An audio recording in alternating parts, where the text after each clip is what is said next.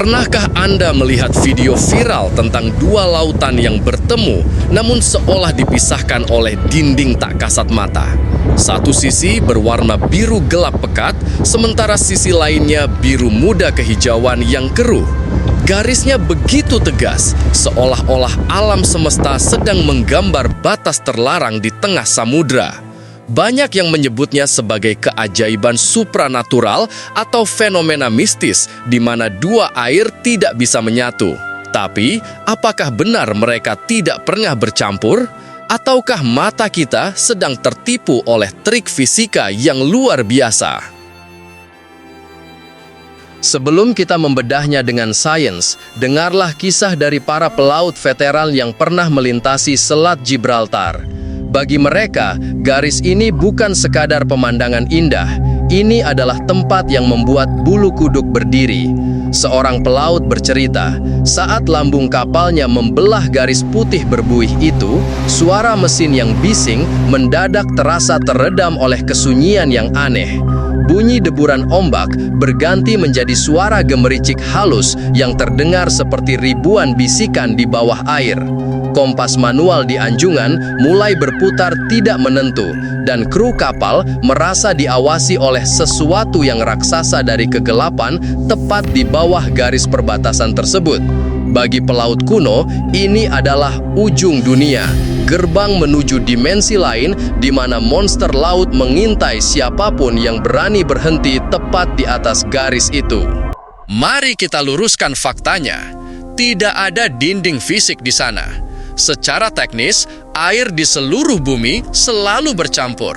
Apa yang Anda lihat sebenarnya adalah proses pencampuran yang sangat lambat, yang dalam oseanografi disebut sebagai halocline. Fenomena di Teluk Alaska yang sering viral itu sebenarnya bukanlah pertemuan dua samudra, Pasifik dan Atlantik, melainkan pertemuan antara air tawar dari lelehan gletser yang membawa sedimen dengan air laut yang asin. Mereka tampak terpisah karena butuh waktu untuk bersatu. Ada 3 alasan ilmiah utama mengapa fenomena penolakan ini terjadi. 1. Salinitas, kadar garam. Air dengan kadar garam tinggi memiliki massa jenis, densitas yang lebih berat.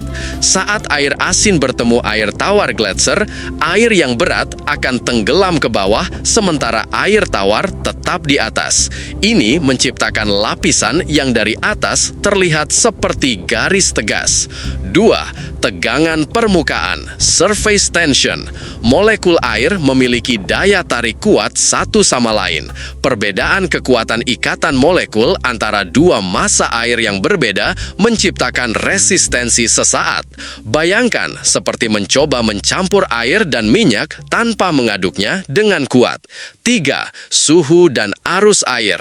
Dingin dari kutub jauh lebih padat daripada air hangat tropis. Perbedaan suhu ini ditambah arus laut yang bergerak ke arah berlawanan menciptakan turbulensi yang justru menunda pencampuran sempurna. Jadi ini fenomena halocline. Artinya apa? Ini semacam density air aja. Akibat perbedaan arus antara dari timur dengan dari barat, Laut Jawa. Jadi perbedaan kerapatan air, salinitas atau kadar garam yang berbeda, kekeruan dan tegangan permukaan air.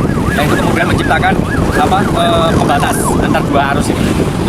Ketidakinginan air untuk segera bercampur ini bukan sekadar tontonan visual. Ini adalah mesin yang menjaga kita tetap hidup. Perbedaan densitas air inilah yang menciptakan sirkulasi termohalin atau sabuk konveyor samudra global. Arus inilah yang membawa panas dari khatulistiwa ke kutub, mencegah bumi membeku, dan membawa nutrisi dari dasar laut ke permukaan agar kehidupan laut tetap ada. Tanpa hambatan pencampuran ini, mesin iklim dunia akan berhenti bekerja.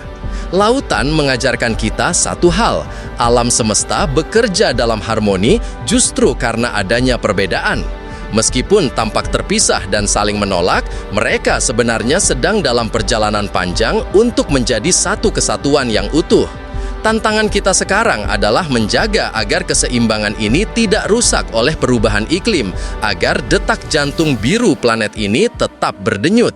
Dunia ini penuh dengan perbatasan, tapi tepat di bawah permukaannya, semuanya saling terhubung.